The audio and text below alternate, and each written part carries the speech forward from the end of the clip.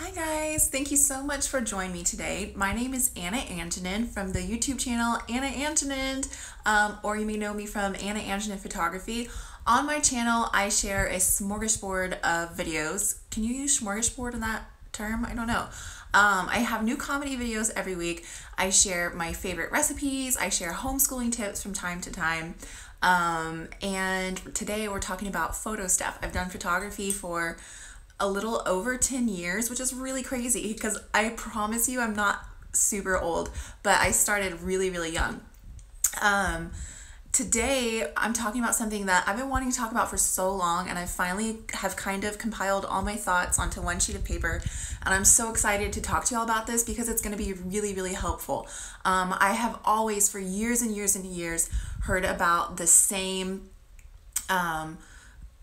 regrets that people have after their photo session. So we're going to be talking about those common mistakes and how to avoid them.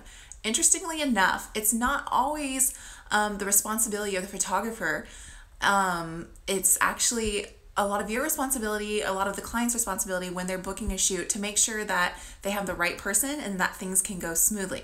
At some point, it is the photographer's job to take over, but I'm going to show you how you can make sure that you're going to get photos that you're thrilled with based on the process you go through when you're booking with your photographer.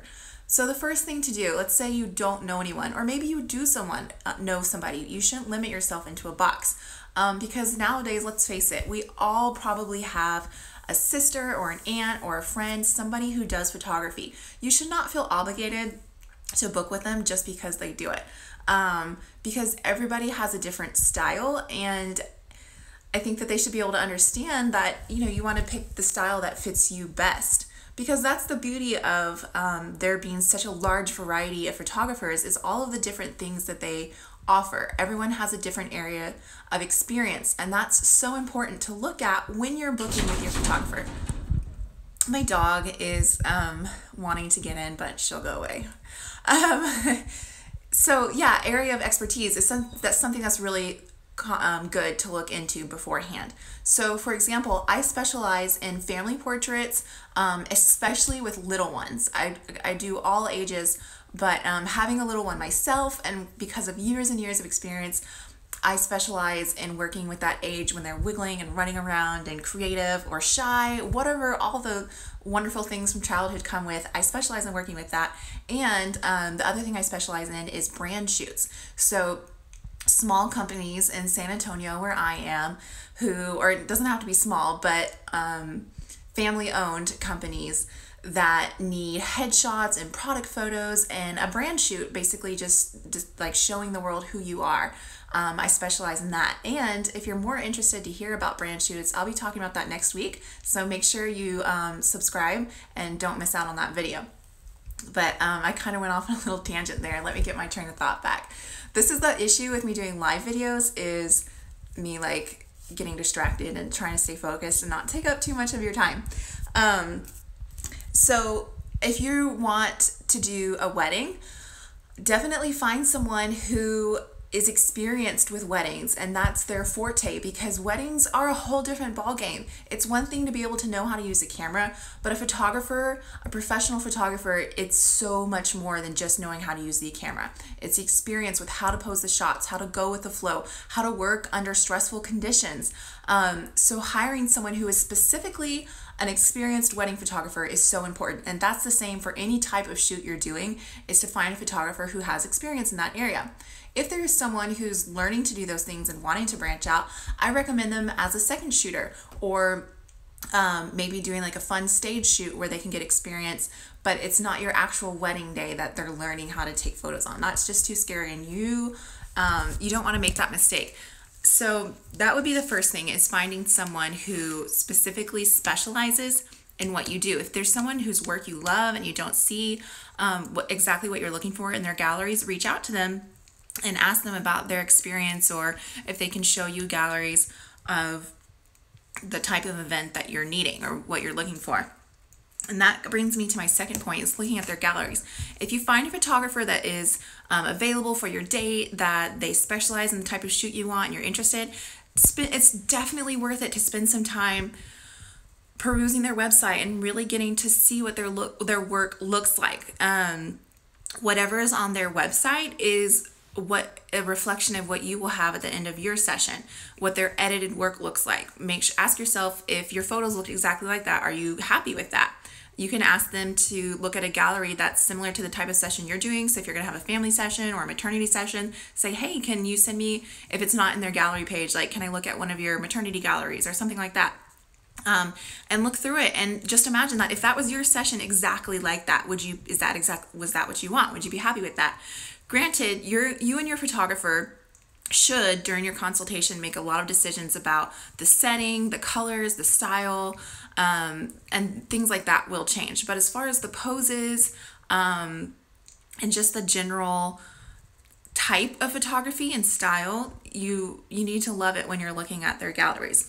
After you know that you love their work and you're so happy with it, it's still really important to connect with your photographer personally and make sure that y'all's personalities get along and that y'all are a good fit for each other. This is especially important when you're hiring someone to attend your birth or your wedding. I think really any event, but especially something that's kind of high intensity and you're going to be in very close quarters with your photographer. And I can say, as a photographer who's done weddings, and I'm trying to think of other stressful events, just something where there's a lot of family around, or maybe like a birthday party where you have a lot going on. I have to take charge a lot of times just to make sure that everyone's in the right place at the right time and looking at the camera, and so that I can make sure and get what I need. So I want to do that in a way that's good for everybody and not too bossy, but there's a lot of things where if you don't click with your photographer's personality, it can just make your day a little bit more uncomfortable, and you might not be as comfortable in front of the camera as you should be, and that will definitely show in your photos. You want to do everything that you can to feel absolutely amazing on the day of your photo session, so that you can feel really good in front of the camera, and that will show on camera. So try to set up, even if all you can do is a phone call, if you're hiring a photographer who's going to be traveling, or Zoom, get on Zoom so you can do like some FaceTime with them. And if you can meet them in person, that's even better. Make sure that y'all's personality clicks, and don't feel bad. Like I said, there's a lot of photographers to choose from. And I think that's intimidating to other photographers, but to me, I just think it's wonderful because we each specialize in something. I have a strong personality. So I know that there are people out there who are my dream ideal clients and that we're going to be perfect for each other, but I'm not perfect for everybody, and that is okay. So take time really digging into the galleries and getting to know your photographer personally and making sure that you click and that you're a great fit for each other. Once you've chosen your photographer, congratulations. That's the hardest part. The next thing to do is just to iron out all the little details that are so important. Generally speaking, your photography session or event, it's a large investment, and you want to make sure that it's worth it, that everything goes perfectly. I know from my end as a photographer, there are a lot of things I want to do. I want to get to know my client really well. I want to know exactly what they're looking for. But the way that you can help me do that is by talking to me about your family, letting me know what's the ideal time, especially if you have, as an example, a young child. People always ask me, what's the best time for a photo session? Well, I know when I prefer to shoot outdoors and have good lighting. But to me, even more important than that lighting is finding your child's or young child's ideal time of day. If I schedule a shoot in the middle of nap time or past bedtime, chances are it's not going to go well. So I always talk to the moms or the parents and find out when is a good time for their family, what fits your family best with their schedule, so that we can help everyone be happy, hopefully, when they show up to the session. So that's really important. If you have any insecurities, I think it's best to go ahead and talk about those up front. If you're not comfortable with certain beauty marks, or if you broke out, or if you have braces on, or just whatever might come up. I completely understand that. It's difficult knowing that you're going to be standing in front of the camera and these are photos that you want to hang in your home, that you want to show off to all your friends and family online and in photo prints. So go ahead and talk about those with your photographer ahead of time, just so that they can be understanding, and maybe they'll want to pose you a little bit differently, or maybe they need to make a mental note of the type of editing that you're going to need. But it's much better to discuss that beforehand and give them a little heads up than after the session being like, hey, by the way, I need you to take off 50 pounds and get rid of all my freckles and make my eyes bigger, and that's not cool. So don't do that to them. Talk about those things ahead of time. The other good thing to do would be to plan where you're going to hang these photos. This can go into a lot of the decisions you make as far as what you're going to wear and the location of your photo session. If you're going to hang them in your living room, think about what sizes photos you will need, what type of poses you want to show off that you don't already have hanging in your living room. And colors are really important. What colors are in your home and what colors in your photo session would complement the colors that are already in your home. I just said colors a whole lot of times. Let me look back at my notes here because, okay. Oh yes, another really good one is we already discussed about that investment that you're making for this session. So to really get the most of that, think of, you want to have everything be perfect.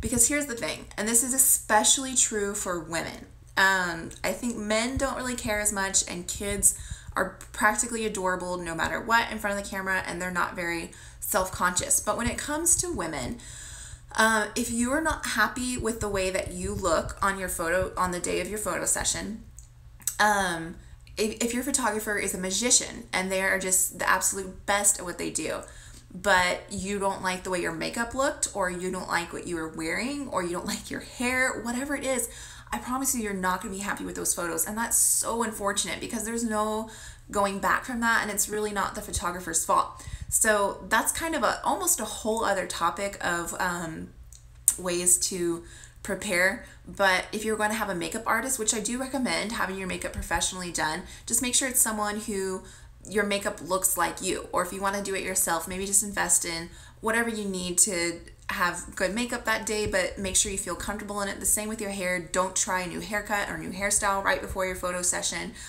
Stick with something that maybe you've seen pictures of yourself in it before, or you look really good in your selfie that way, something that you know you like. And as far as your clothes, you can go on something reliable that you feel cute in, that you've worn on a date night before, or you can go shopping and buy something new, but just make sure that you feel comfortable in it, both physically, just comfortable, and also in your confidence, the way you feel in it.